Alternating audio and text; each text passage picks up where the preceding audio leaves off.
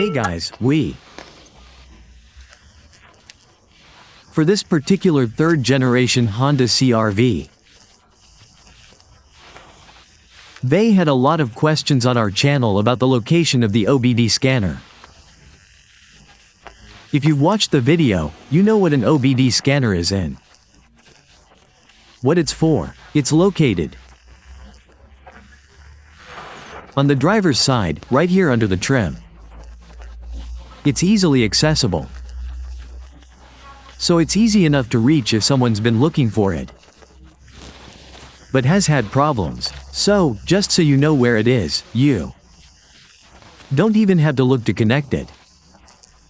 Just pick it up and feel it by hand. It only takes a few seconds to install and you're done.